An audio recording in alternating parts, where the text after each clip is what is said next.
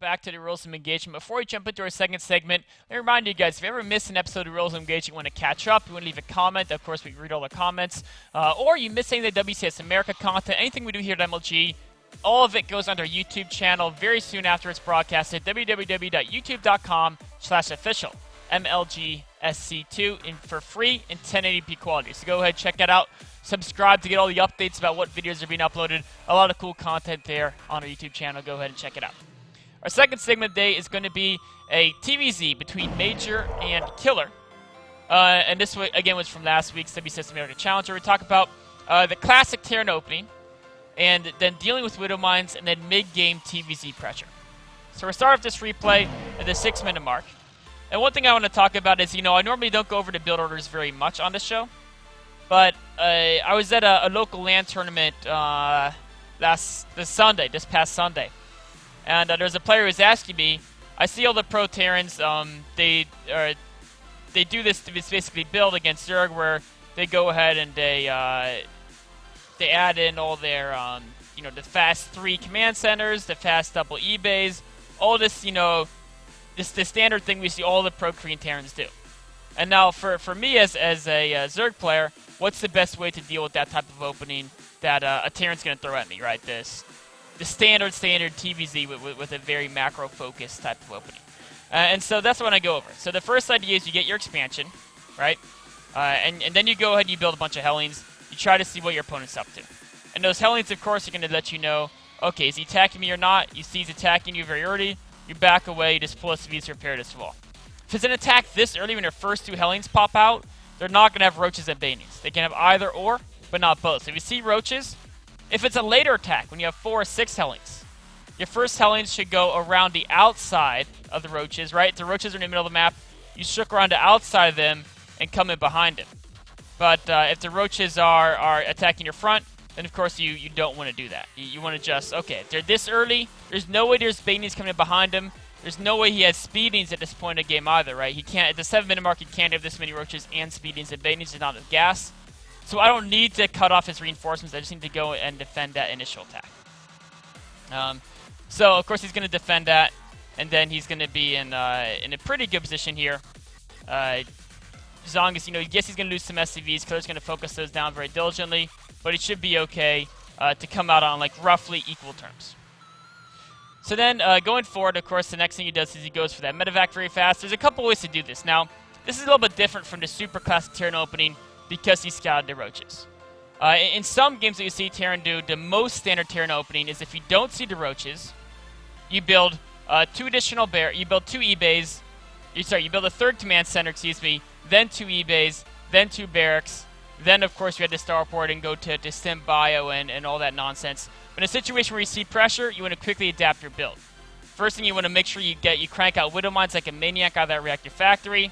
You go ahead and you prioritize getting this is a single medevac out, and you go straight towards the Viking. The Viking can scout and deny the map vision from the Zerg, both of which are very important.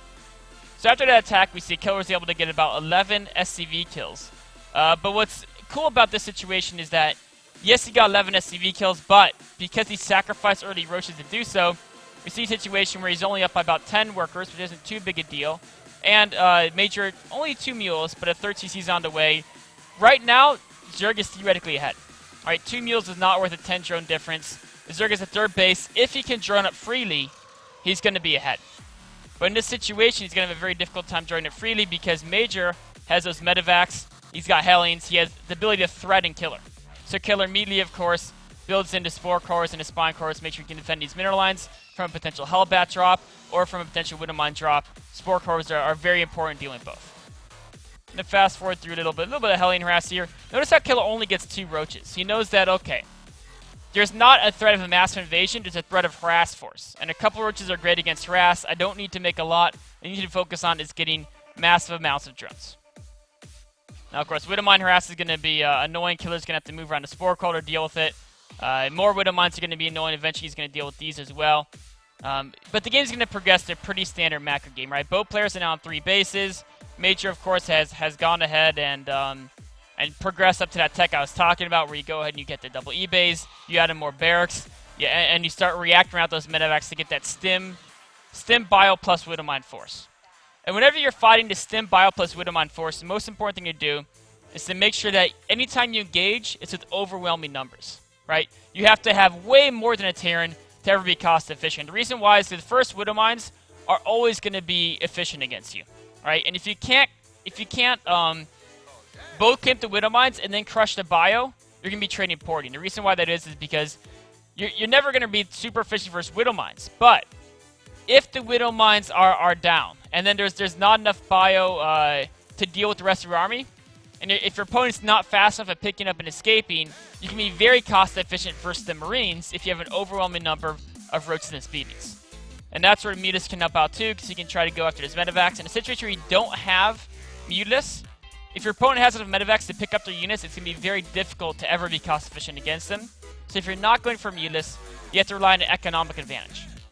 If you're ever going Roach Baneling or Roach Hydra, you either have to have an economic advantage, either by taking a fast fourth and defending very well, or by trying to hit a massive attack on a Terran. Right now, what a cool thing is Killer, of course, he has advantage of being able to outproduce Major, right? Major's got a good number of barracks, but he can only build Marines 8 or 9 at a time, right? Economically speaking, Major's going to be ahead of Killer. Equal workers, equal bases, with triple mules, Terran's going to be ahead. But in a situation where the Zerg player has all this larva at his disposal, right now it's only 3, but he's got 3 hatcheries, 3 queens, and he can spend larva on roaches, which are more expensive. Any speedling he buys, he can turn into a baneling, which is another way to use good money. If he can build up a force of 20, 30 banelings, and the fact that he killed a lot of his opponent's Widowmines early, there's only 2 Widowmines out in the field for Major, Major would be in a world of pain because Widowmine count is so low. So that's why it's super important that Major noticed this attack coming and said, you know what? If he morphs a whole bunch of speed banelings, and he does have that speed baneling upgrade, I think you already got that, I'm going to be in trouble because all I have is Bio, unless I can micro like an insane god, which is very difficult to do. And even if you do micro well against a lot of banelings, it's very difficult.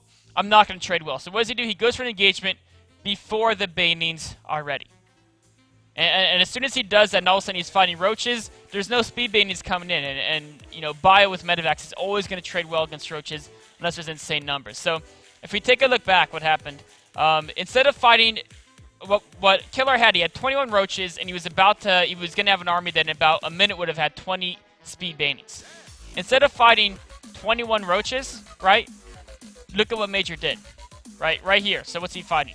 He's going to come in here and he's going to fight against 10 roaches, right? And then he fights 10 roaches, and then now he's fighting 11 roaches. So he's always fighting a small number of roaches at a time. If he had to fight 21 roaches at once, it'd be very difficult to outproduce that. Maybe he could turtle up and defend, but then he'd give up total map control and he would deny himself the ability to take a good fight. So even if your opponent's going Roach Baneling, if you notice you can catch him out of still morphing Banelings or are still rallying forces as a kind of waypoint, that's when you want to engage in a battle. And then you're into this mid-game stage of TvZ where as a Terran player, your goal is always, okay, put on pressure, deny the 4th base ideally, right? I mean, Killer's doing a great job of defending bases, but the key thing here that Terran's trying to do is he's trying to deny his 4th base. It's not up yet, so there's no pressure. The second key thing as a Terran in mid-game is keep the medevacs alive.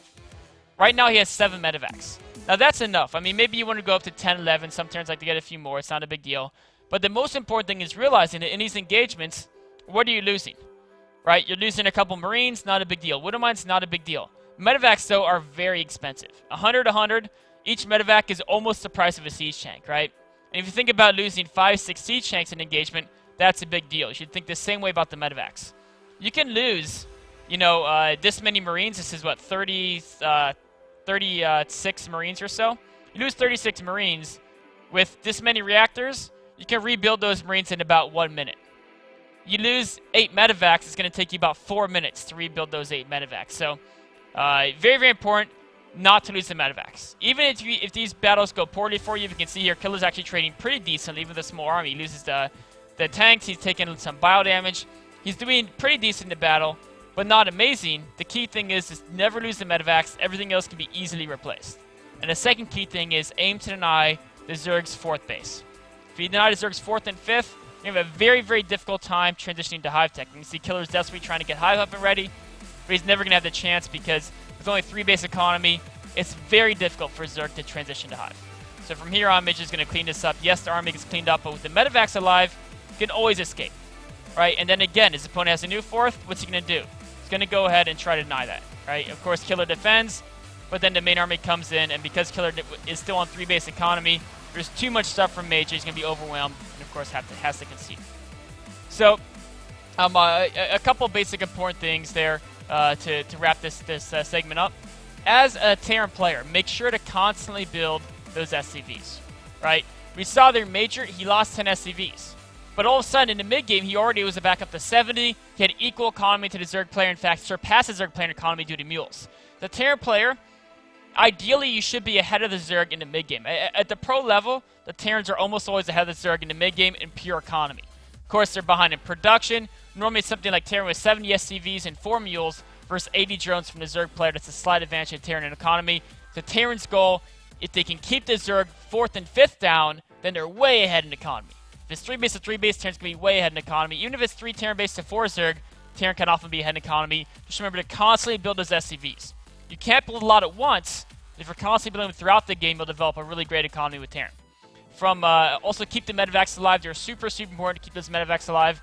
From a Zerg player, if you're trying to deal with a lot of bio and Widow Mines, make sure you just have to overwhelm it. So if you're doing speeding, baiting, muta, a ton of speedings and baitings. You can't run in there and then run back. Those small skirmishes are always going to be bad for the Zerg. It's the last 3-4 seconds of the battle when you get the surround on the Marines, mop up those Marine kills. That's where Zerg can be efficient. You have to overrun Terran armies with overwhelming numbers. So wraps up our second segment. We'll take a short break and be right on to our third segment.